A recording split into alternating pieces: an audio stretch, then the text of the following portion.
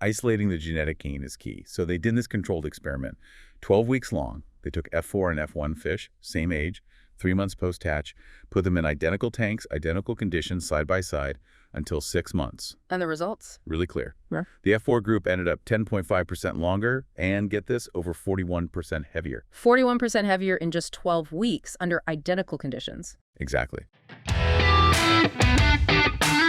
A whole new era of communication in the global aquaculture industry is coming. Now you have the brightest minds in aquaculture right in your pocket. And what's best? You can listen to all of them while driving to a farm, traveling, or running errands. It's never been this good, and it's never been this simple. Welcome to the Aquaculture Podcast Show, the first AI-based podcast in aquaculture, where you'll find cutting-edge insights in everything that's working in aquaculture, nutrition, health, and production. Welcome to the deep dive. Today, we're tackling a really pressing issue.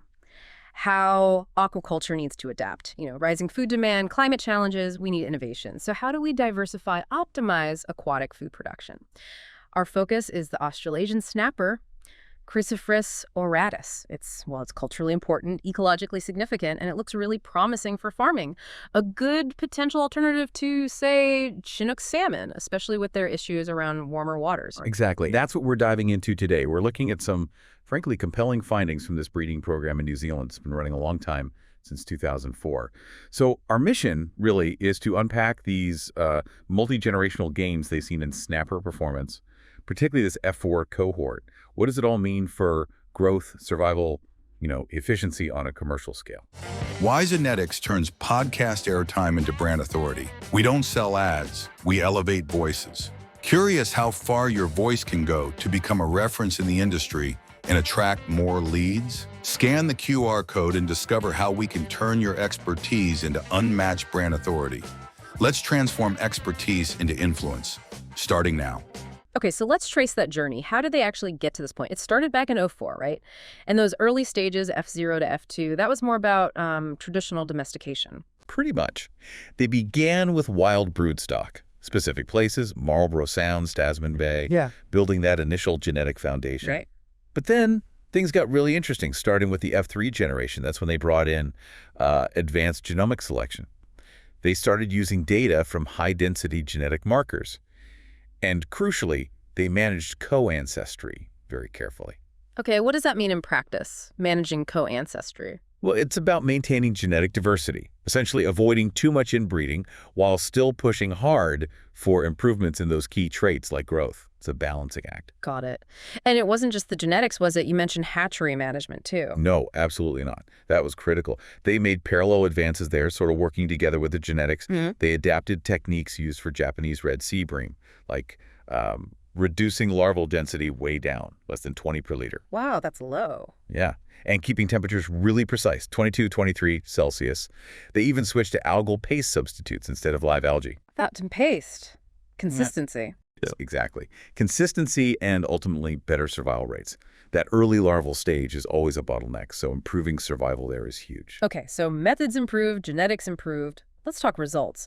What did this actually mean for the fish themselves? What were the gains? Well, the historical data, looking across 9 cohorts from F1 to F4, so that's 2005 to 2021, it shows really consistent step-by-step improvements, both weight and length. The scale of the gains is pretty remarkable. Weight improvement reached almost 60% at 6 months. 60%? Yeah, and over 120% by 2 years old compared to the earlier generations. So, for example, the F4 fish at 6 months averaged 131 millimeters long, about 56 grams.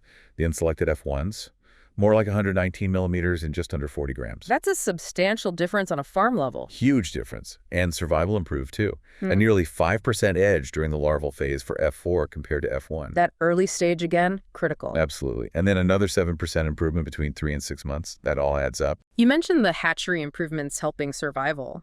Was there a genetic element to that robustness, too? Oh, definitely. It's synergistic, right? Better management helps, but the selection for more robust fish undoubtedly contributed to those better survival numbers. But we also have to acknowledge, the environment. Seasonal factors are big.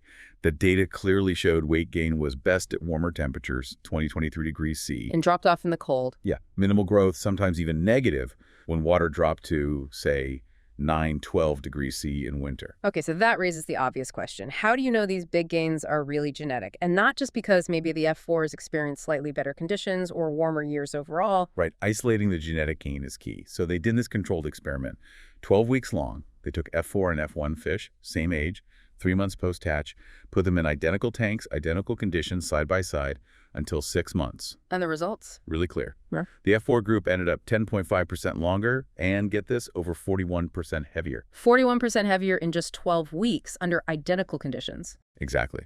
And their daily growth rate was significantly higher, about 2.5% per day versus maybe 2.1, 2.2% for the F1s. Plus, the F4s were more uniform. Tighter consistency in size. That's a big plus for farming. Makes everything more predictable. And it wasn't just size, right? You mentioned condition factor, feed conversion. Yeah, better physical condition too. Yeah. The F4s had a higher condition factor throughout that trial.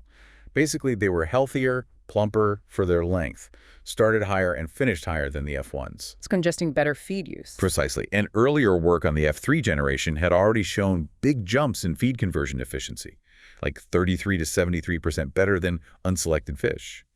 It strongly suggests these F4s are similarly efficient, maybe even more so. So tying this all together, the heritability estimate was high, around 0.5. Yeah, about 0.51. That tells us that roughly half the variation we see in growth is down to genetics.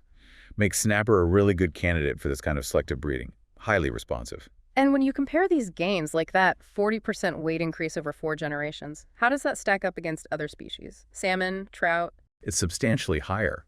I mean, for species like Atlantic salmon or rainbow trout, you typically see gains more in the range of, say, 6% to maybe 15% per generation. So snapper is responding much faster, at least initially. Seems so.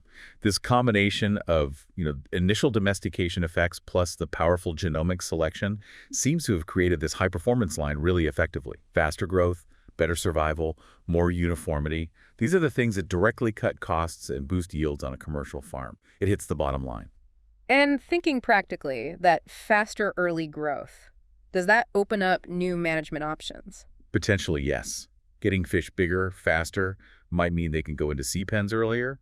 That could let farmers make better use of the warmer growing seasons and maybe reduce the risk of losing smaller fish over those colder winter months, especially in those subtropical zones. Okay, impressive gains. But are there trade-offs? What about genetic diversity in the long run?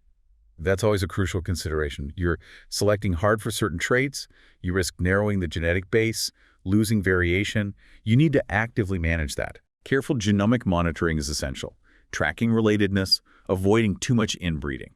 That's non-negotiable. And other strategies. Well, things like cryopreservation are being explored, banking sperm or eggs, and potentially planned introductions of genetic material from wild populations down the line, what we call introgression. To keep things fresh, genetically speaking. Exactly. Keep the long-term health and adaptability of the stock robust.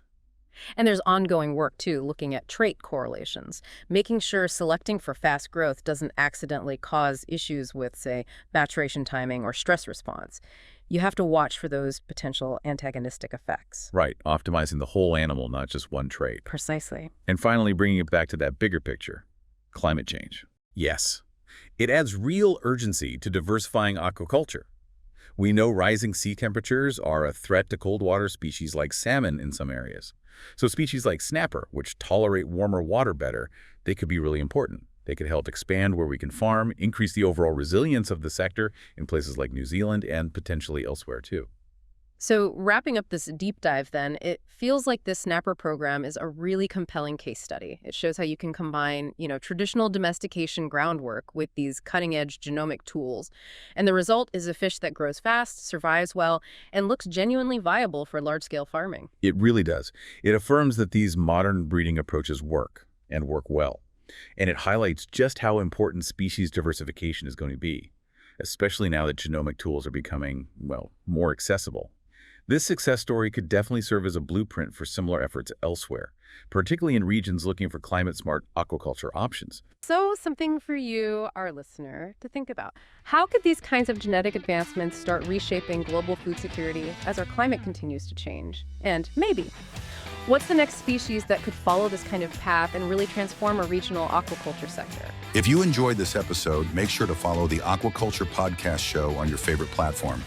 And don't forget to follow us on LinkedIn, Instagram, and Facebook to stay updated on the latest episodes and industry insights. Thanks for tuning in, and we'll catch you next time.